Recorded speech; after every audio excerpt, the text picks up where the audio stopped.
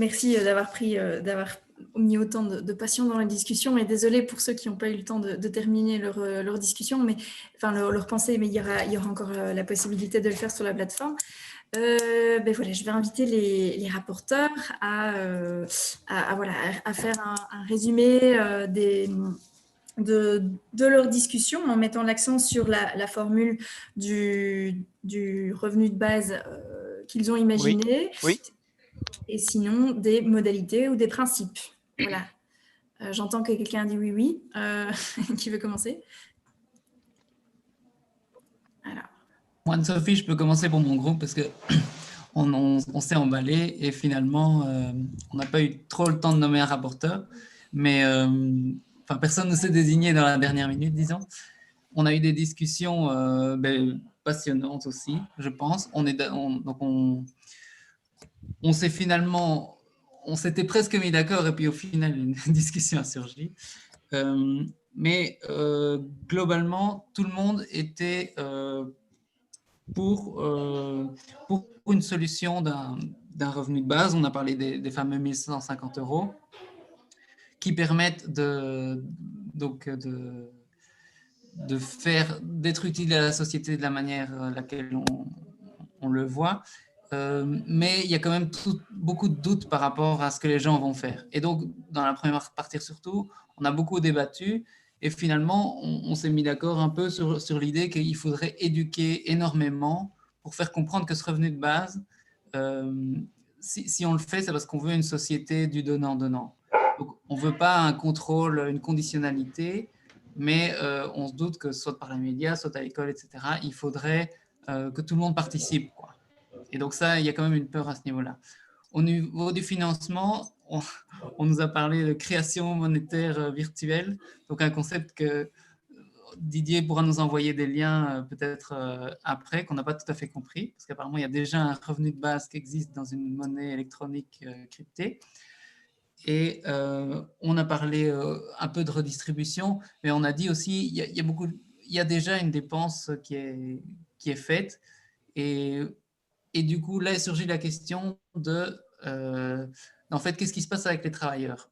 Est-ce que le revenu du travail s'additionne, ou est-ce que une partie du revenu devient inconditionnelle?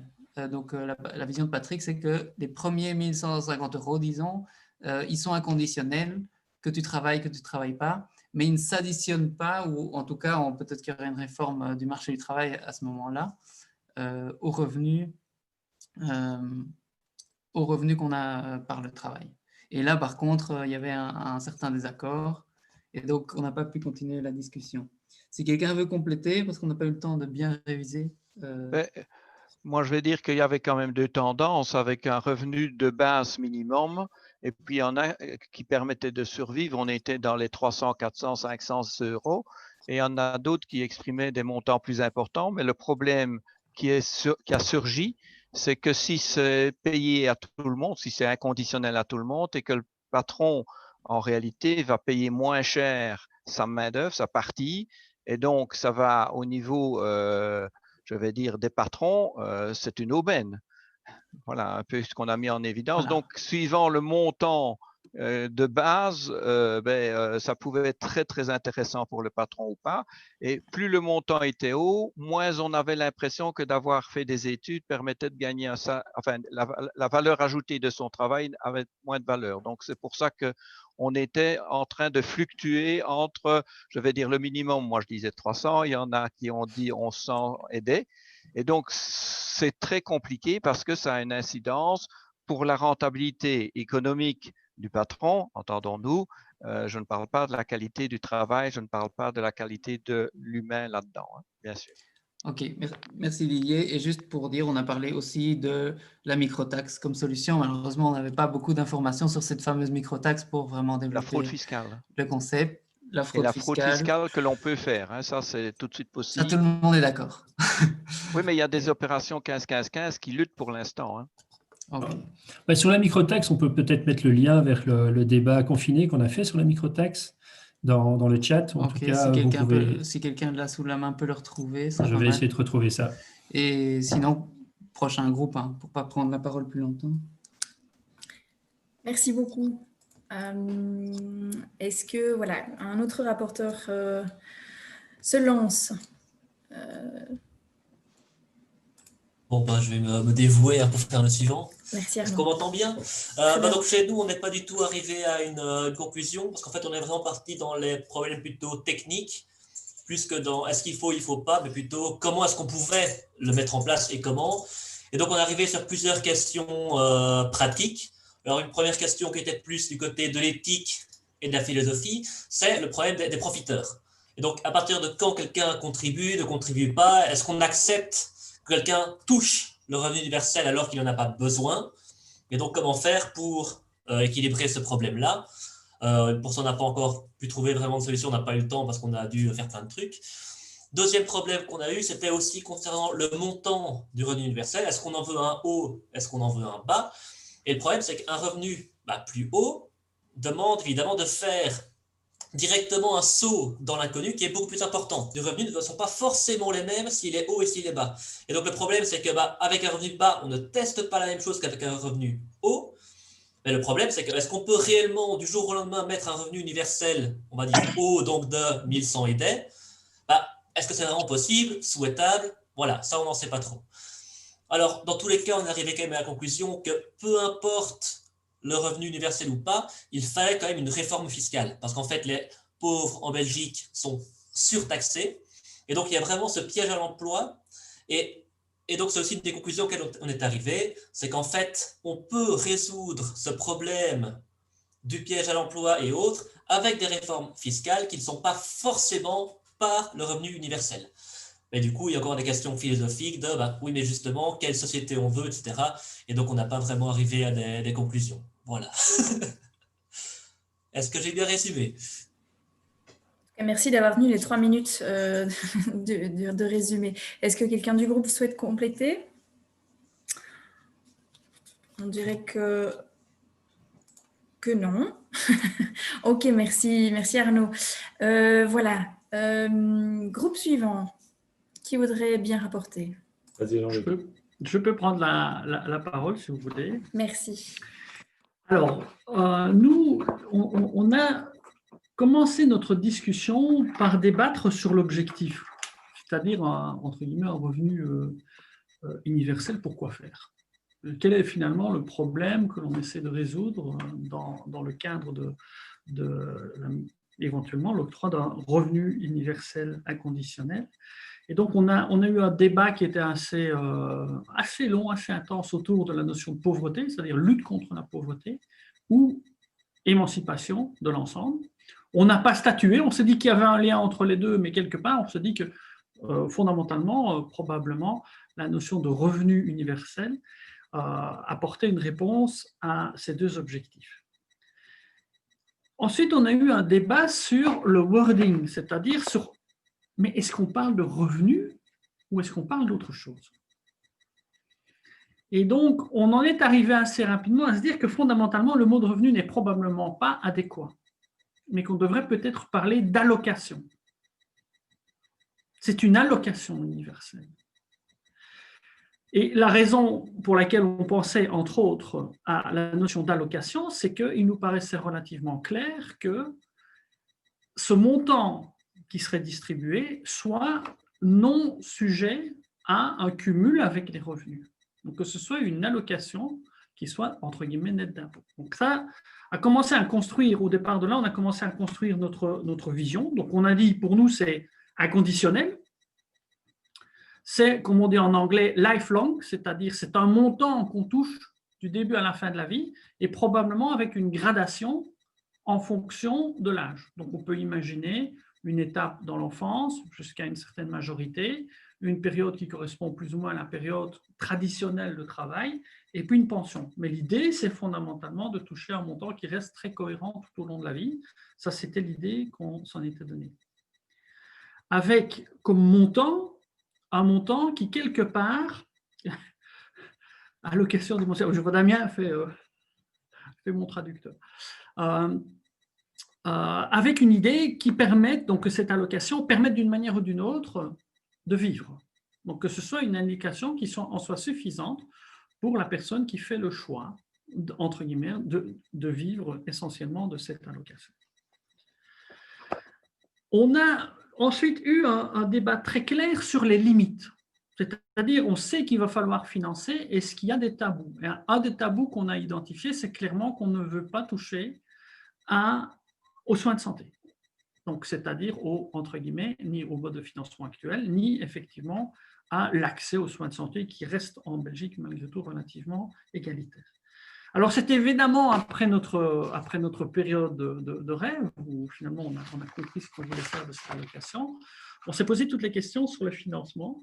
Donc, on s'est dit que fondamentalement, une des sources de financement, puisqu'on garde le même type de financement tout au long de la vie, il y a un financement qui est relativement naturel, qui est le financement des pensions, puisque quelque part, on touche tous, entre guillemets, la même pension, ce revenu, donc cette allocation d'émancipation universelle, elle existe jusqu'à la fin de la vie, et donc elle remplace la pension.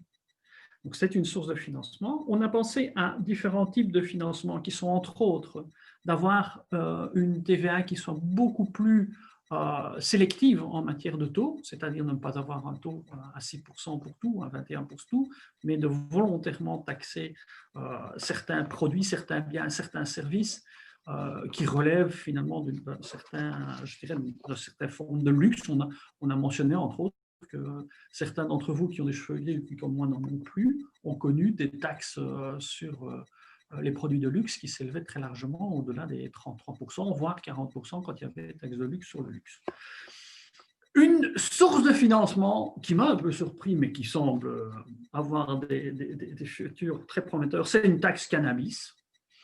Donc, je ne sais pas jusqu'où elle peut nous emmener, mais on ne sait jamais. Il y a évidemment la taxe sur les transactions financières et la taxe sur les flux monétaires également, qui a été évoquée, qui semblent être des sources de financement relativement intéressantes. Et la toute dernière question qu'on s'est posée, c'était la question de dire, OK, c'est très bien, maintenant on a un objectif, on a une cible, on voit grosso modo combien on va donner, à qui, pour combien de temps, on voit grosso modo comment on va financer. La question est de savoir comment on gère la transition. C'est-à-dire comment on embarque une société dans laquelle des gens comme moi, qui ont 56 ans, veulent effectivement garder le système en place. Ils ne sont pas prêts à perdre leur pension, qu'ils ont durement gagné. Et donc, une des idées qu'on avait là-bas, c'était globalement de mettre en place un système de transition au départ d'une assemblée générale, et pas seulement que le système de transition, mais également le système global d'allocation universelle. Donc, de le mettre en place au départ d'une assemblée citoyenne qui, d'une manière ou d'une autre, représenterait évidemment la nation et inscrirait dans la Constitution le concept en lui-même. Donc, de sorte à ce que celui-ci soit protégé, entre guillemets, protégé en tous les cas de partis qui voudraient le remettre en question. Voilà. Je pense que j'ai couvert un peu de choses, pas tout ce qu'on a dit, sauf que... Enfin, corrigez-moi les membres du groupe. Merci Jean-Luc. Si je peux juste rajouter une chose, c'est qu'on a eu un débat quand même qu'on n'a pas tranché, mais qui me semble intéressant de répercuter, sur si on doit mettre des conditions sur ce que les gens peuvent faire avec l'argent. Alors, soit parce que... Alors, je ne sais pas si toi, Jean-Luc, tu veux compléter ou... mais donc, l'idée était, soit on introduit ça, mais les gens, ça se fait via, par exemple, une monnaie locale, et donc ça peut être utilisé que pour des biens locaux, ou alors est-ce que c'est via des sortes de coupons ou de chèques à utiliser dans des secteurs spécifiques pour répondre à des biens de première nécessité, ou la culture, ou le sport, etc. Mais dans tous les cas, il y avait un peu un flirt de certaines personnes avec l'idée de potentiellement le limiter par rapport à des biens, voilà, des voitures coréennes, des GSM, des jeux d'ordinateur, ou des choses qui seraient voilà, considérées comme étant peut-être moins utiles pour la société. C'était un débat. On n'a pas réussi à trancher, avec aussi des gens qui disaient qu'il fallait laisser la liberté de faire ce qu'on pouvait faire avec cet argent, comme c'est le cas actuellement pour l'allocation universelle. Et voilà. Et oui, pas facile de trancher en si peu de temps finalement, mais en tout cas, vous nous avez fait rêver juste pendant cet espace de reportage. Merci beaucoup. Et le dernier groupe, si je ne me trompe, c'est celui de Jean-Louis. Oui, c'est moi. Ah, donc voilà, nous, on n'est pas vraiment arrivé à un consensus, mais plutôt des questions existentielles sur le revenu de base. Donc, comme le groupe précédent, on s'est accordé sur quel était l'objectif premier de ce revenu de base et on est arrivé à l'objectif de la lutte contre la pauvreté, même s'il a été mis en évidence que la précarité, la pauvreté n'est pas seulement financière. La question était de savoir si l'objectif était la lutte contre la pauvreté, est-ce que c'était le meilleur moyen pour arriver à cet objectif, et est-ce qu'il ne faudrait peut-être pas plus améliorer la sécurité sociale actuelle et boucher les éventuelles mailles du filet plutôt que de s'engouffrer dans un revenu de base qui serait une fausse bonne idée. La question a également été posée de la question du non-recours au droit. Et on s'est demandé si le revenu de base pouvait être une piste pour éviter ces non-recours au droit. La question s'est également posée de l'automaticité des droits, mais on s'est mis d'accord sur le fait que même si on parle d'automaticité, il y aura de toute façon une question de statut. Donc, à qui on va le donner? On a parlé des migrants. Est-ce que, par exemple, les migrants y auront droit? La question aussi de la temporalité s'est posée. Donc, est-ce qu'on mettrait en place un revenu long life, comme l'expliquait le groupe précédent? Si on devait choisir un groupe test pour voir si le revenu de base fonctionne, les pistes ont été évoquées de le mettre en place premièrement chez les jeunes qui rentrent sur le marché du travail. On a dit que ça pouvait peut-être être une forme de spirale positive pour les jeunes peu qualifiés, même si il y a également eu des divergences là-dedans, car les jeunes peuvent faire également des formations de courte durée et qu'il existe un CPAS.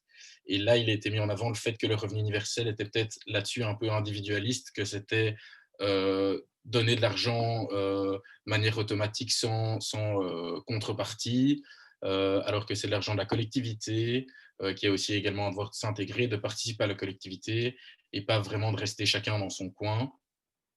Même s'il a également été mis en avant le fait qu'il fallait faire une réforme sur le CPS, car les jeunes chez leurs parents n'y ont pas droit au CPS. Et donc, il y avait, comme on revient au début, on a bouclé la boucle sur le fait qu'il fallait peut-être améliorer la sécurité sociale actuelle. Voilà. Merci, merci. Je ne sais pas s'il y a des choses à rajouter d'ailleurs. Mais... Foisonnant. Voilà.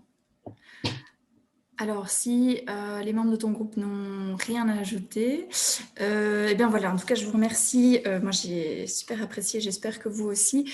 J'aurais envie d'inviter Patrick, notre réalisateur, à partager un petit peu peut-être son point de vue sur tout ce qu'il a entendu ce soir, une sorte de mini-conclusion avant de laisser la parole à Quentin. Patrick, est-ce que tu prends la relève? Ouais, l'exercice n'est pas facile hein, de oui. conclure sur tout ce qui vient d'être dit. En gros, j'ai l'impression qu'on a travaillé autour de 5 questions. La question du pourquoi. Pourquoi est-ce qu'on mettrait en place un revenu de base? Quel est le problème à régler à travers cette solution-là? Il y a eu la question que j'avais évoquée en amont, mais qui est ressortie par ailleurs, du sens, de l'utilité sociale, qui serait peut-être plus répandue à travers ça. Il y a la question de la lutte contre la pauvreté, de l'émancipation individuelle. Il y a la question du combien, qui n'a pas été tranchée, évidemment, mais on a vu à travers ça les questions que ça posait, et notamment ce que pointe Arnaud, et c'est pour ça, encore une fois, que ce débat est difficile, voire impossible. Effectivement, suivant qu'on parle d'un montant bas ou d'un montant haut, on ne parle pas du tout du même projet, et donc c'est très difficile à expérimenter. C'est des questions qui sont un peu insolubles, en tout cas à débattre comme ça. Il y a la question du comment on le finance, comment on le met en place. Intéressant aussi cette évocation de la question de la transition. Et je trouve ça intéressant que la réponse qui était apportée à la question de la transition soit celle de la participation citoyenne, parce que c'est, à mon avis, un des éléments clés d'un concept comme celui-là, ce qui est peut-être un retour à plus de citoyenneté, en tout cas à la valorisation de l'activité citoyenne, et donc que ce soit la participation citoyenne, une assemblée citoyenne, et que ça touche au travail constitutionnel. J'ai trouvé ça intéressant. Il y a toutes les questions d'éthique, et notamment la fameuse question des profiteurs. Donc, j'ai trouvé ça intéressant parce que dans notre groupe, la question des profiteurs concernait plutôt ceux qui ne font rien et qui profitent d'un revenu pour ne rien faire, alors que dans le groupe d'Arnaud, manifestement, les profiteurs, c'était plutôt ceux qui étaient déjà très riches et qui recevaient encore plus d'argent alors qu'ils n'en avaient pas besoin. Donc, ça montre bien que cette idée de profiter, c'est une question compliquée. Et derrière, il y a toute la question de la contrepartie à la société. Faut-il conditionner un revenu tel que celui-là ou une allocation telle que celle-là à une contrepartie, mais du coup, comment est-ce qu'on évalue ce qui est une contrepartie suffisante? Ça fait partie des questions qui n'ont pas pu être résolues aujourd'hui. Et puis le dernier point, c'est des alternatives pour atteindre les objectifs qui ont été évoqués. On a parlé d'une réforme fiscale qui semble évidente pour beaucoup de monde. L'autre option, c'est de renforcer ce qui existe déjà, c'est-à-dire la sécurité sociale. Voilà, je suis bien conscient que je n'ai pas nécessairement fait avancer le schmilblick par cette conclusion, mais avouez que c'est parti dans tellement de directions que c'était assez difficile de rassembler tout ça en une note cohérente et constructive. Mais voilà, super conclusion. Vraiment, Okay, on voit que ça a été foisonnant et on est vraiment content d'avoir eu tous ces retours. Ben voilà, je vais laisser la parole à Quentin. Quentin pour finalement la clôture de la soirée. Non, moi on a encore deux choses à faire. La première, c'est donc vous inviter à continuer ce débat parce que beaucoup de gens ont été interrompus, etc. Et voter, à les mettre sur la plateforme. Donc, il fera beau demain, où ce débat fait rage. Il y a déjà énormément de commentaires pour, contre, de vote. Et alors, la deuxième chose que je vais vous demander, c'est de nous faire un feedback sur le format de la soirée. Donc ça, vous pouvez le faire éventuellement dans le chat. Hein, vous mettez un message, on pourra en reparler. Et en même temps ou après, vous voyez comment on fait. Mais je vais vous inviter à suivre mes pas, si vous êtes d'accord, pour aller voir sur la plateforme Il fera beau demain comment ça se passe, le débat. Je vais vous partager mon écran. Alors,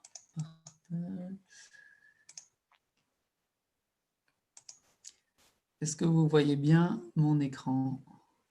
Ah oui, quelqu'un peut mettre le lien pour moi dans le chat qui mène directement vers cette proposition?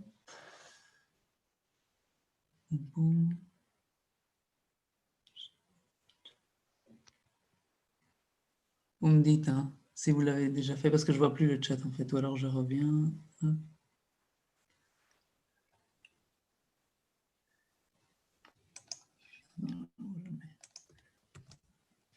Voilà, je l'ai mis aussi. OK. Donc là, si vous cliquez sur ce lien, vous arrivez donc sur la plateforme Il fera beau demain directement sur le choix du revenu universel. Voilà. Donc, nous, on va le faire aussi, mais je vous invite à aller en dessous, mettre tous les arguments pour, contre, qui étaient importants pour vous, dont vous avez discuté sur les groupes. Et alors, vous pouvez, alors où est-ce que c'est? Voter. Au-dessus, pardon. Non. Il faut d'abord être connecté. Hein. Mais tu n'es pas connecté, oui. Donc ça n'ira pas. C'est l'occasion de se montrer comment on se connecte. Voilà. Donc, juste en dessous de la vidéo, donc vous pouvez mettre d'accord, mais j'ai pas d'accord. Il faut que vous ayez un compte. Ceux qui l'ont déjà fait, on vous avait envoyé un lien pour le faire. Si je mets d'accord ici, on me propose connexion ou inscription. Donc, si j'ai un compte, je mets connexion. Sinon, vous cliquez sur inscription. Et là, hop. Si quelqu'un, je vous conseille d'essayer directement maintenant. Si vous avez une difficulté, vous nous envoyez un message, évidemment. C'est assez simple. Hop. Pseudonyme, Quentin. Et comme vous voyez, le débat fait vraiment rage sur cette question sur la plateforme, avec beaucoup de votes contre, beaucoup de votes, quand même vraiment un tiers presque entre les votes contre, pour et mitigés. Donc votre vote pourrait aussi contribuer dans la balance. Ici, il s'agit vraiment de se prononcer sur le principe, tout en pouvant expliquer ce que vous souhaitez dans les arguments. On compte sur vous pour vous prononcer, même si on ne voit pas encore tous tout à fait clair, mais c'est un début. Et la question est de savoir est-ce qu'on continue finalement ce débat ou pas. Vous pouvez voter aussi pour les arguments qui sont déjà sur la plateforme. Et vous avez même le droit de changer votre vote en cours de route si vous changez d'avis. Donc, ne vous Oui, dites oui, pas, tout je à ne vais pas fait. voter maintenant. Vous pouvez aussi voter et puis dire, ah non, mais finalement, je vais changer. Donc, n'hésitez pas à le faire. Vous pouvez voter et puis après faire une deuxième réunion avec Arnaud Devreux qui vous fera changer d'avis. Exactement. Non, je n'ai pas réussi à convaincre mon groupe. Hein, donc, Alors, je vous invite aussi à aller voir les prochains débats, à participer des ateliers. Donc, si je mets sur retour à côté de la proposition, j'arrive sur la page de Yamatch, on peut y arriver aussi par la page d'accueil, il n'y a pas de souci.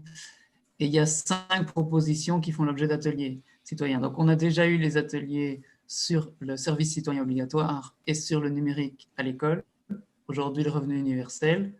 Allez-y, votez pour tous, pour faire pencher les balances.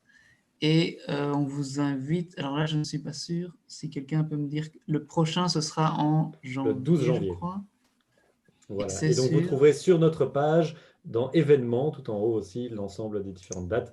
Mais nous n'hésiterons pas à vous renvoyer ça par mail de toute façon. Et voilà.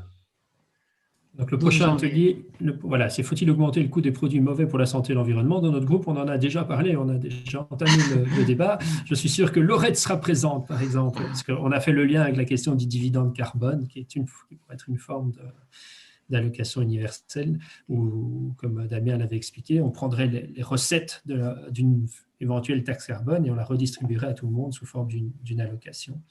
Voilà, mais ça donc, on poursuivra peut-être du coup le débat dans l'autre sens lorsqu'on abordera cette question-ci à l'atelier suivant. Voilà. Ouais, j'ai juste envie, je crois qu'on s'applaudisse quand même parce qu'on a quand même eu des débats intéressants, parfois de haut vol. On a dû se concentrer en soirée, derrière un ordinateur. On y a tous mis de l'énergie, donc ça vaut la peine quand même. Donc bravo et merci à tout le monde. Je suis le seul avec mon micro, c'est plus respectueux. Une vidéo de débrief du débat sera diffusée normalement ce week-end. Bon, ça ne va pas être facile à faire, mais on va essayer. Merci à tous. Voilà. Merci beaucoup. Et n'oubliez pas de voter si vous avez l'occasion. Ça nous aide vraiment beaucoup d'avoir une indication sur les votes et les arguments sur la plateforme. Donc, CPCP, Damien, Laurent, on reste une seconde. Ouais. Merci à tous. Au revoir. Au revoir. Merci à tous. Belle soirée. Au revoir. Bonne nuit. Au revoir.